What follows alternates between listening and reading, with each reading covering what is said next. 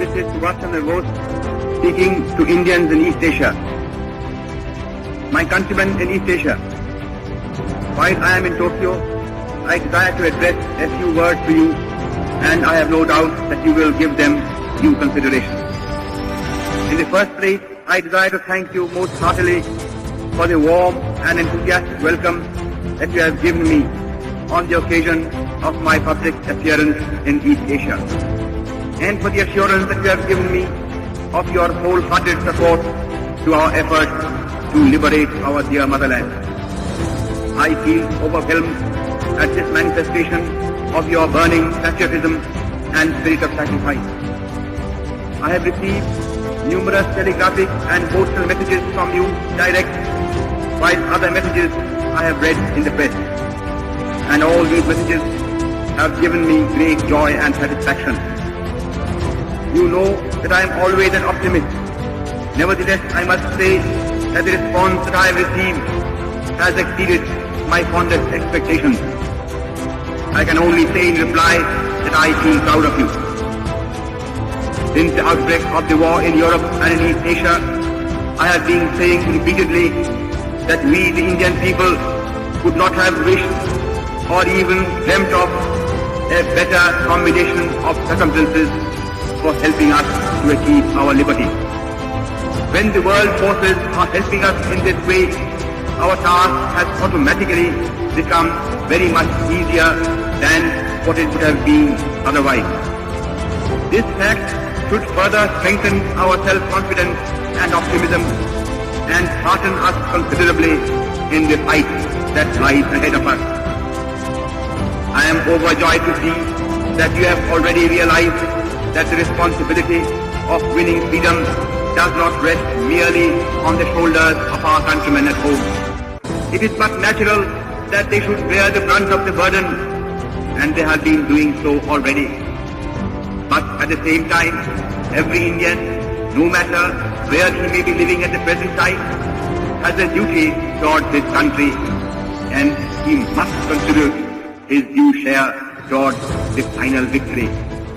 I am convinced that India cannot hope to be free until all Indians living abroad perform their duty in this momentous world crisis.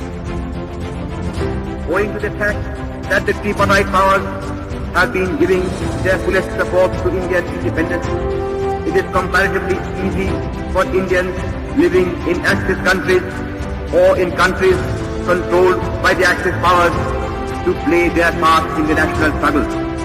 Consequently, among those Indians who are now abroad, I expect that Indians living in Axis countries or in countries controlled by the Axis powers will render the maximum service to their motherland. Here in East Asia, you have seen for yourselves how deep is the interest in and sympathy for Indian independence. The readiness of the Imperial Japanese government and nation to render us any assistance in our national struggle that we may need has naturally lightened our task to a considerable degree.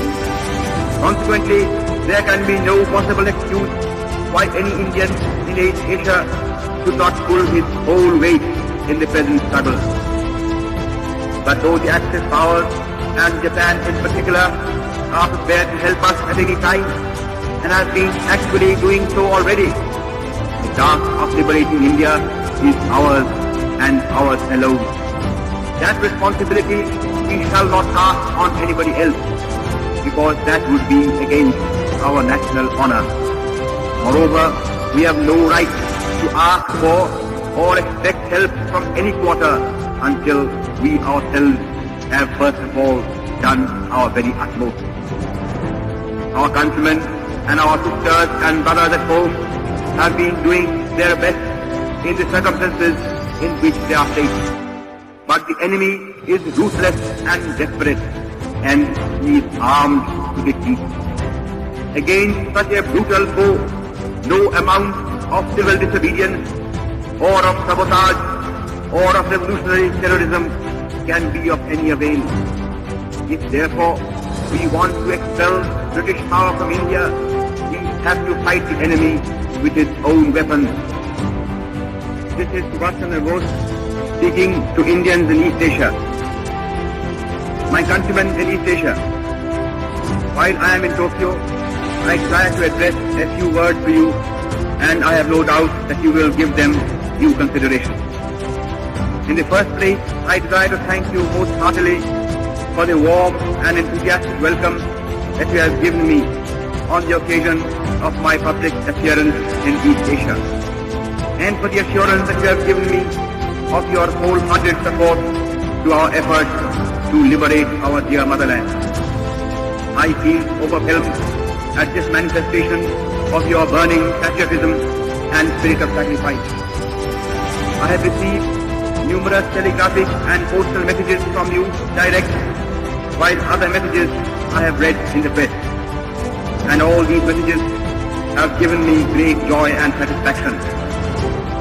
You know that I am always an optimist. Nevertheless, I must say that the response that I have received has exceeded my fondest expectations. I can only say in reply that I feel proud of you. Since the outbreak of the war in Europe and in East Asia, I have been saying repeatedly that we, the Indian people, could not have wished or even dreamt of a better combination of circumstances for helping us to achieve our liberty. When the world forces are helping us in this way, our task has automatically become very much easier than what it would have been otherwise. This fact should further strengthen our self-confidence and optimism and hearten us considerably in the fight that lies ahead of us. I am overjoyed to see that you have already realized that the responsibility of winning freedom does not rest merely on the shoulders of our countrymen at home. It is but natural that they should bear the brunt of the burden, and they have been doing so already. But at the same time, every Indian, no matter where he may be living at the present time, has a duty towards his country, and he must contribute his due share towards the final victory. I am convinced that India cannot hope to be free until all Indians living abroad perform their duty in this momentous world crisis. Owing to the fact that the tripartite powers have been giving their fullest support to India's independence, it is comparatively easy for Indians living in Axis countries or in countries controlled by the Axis powers to play their part in the national struggle. Consequently, among those Indians who are now abroad, I expect that Indians living in Axis countries or in countries controlled by the Axis powers will render the maximum service to their motherland. Here in East Asia, you have seen for yourself how deep is the interest in and sympathy for Indian independence. The readiness of the Imperial Japanese government and nation to render us any assistance in our national struggle that we may need has naturally lightened our task to a considerable degree. Consequently, there can be no possible excuse why any Indian in East Asia should not pull his whole weight in the present struggle. But though the Axis powers and Japan in particular are prepared to help us at any time and have been actually doing so already, the task of liberating India is ours and ours alone. That responsibility we shall not cast on anybody else, because that would be against our national honor. Moreover, we have no right to ask for or expect help from any quarter until we ourselves have first of all done our very utmost. Our countrymen and our sisters and brothers at home have been doing their best in the circumstances in which they are placed. But the enemy is ruthless and desperate, and he is armed to the teeth. Against such a brutal foe, no amount of civil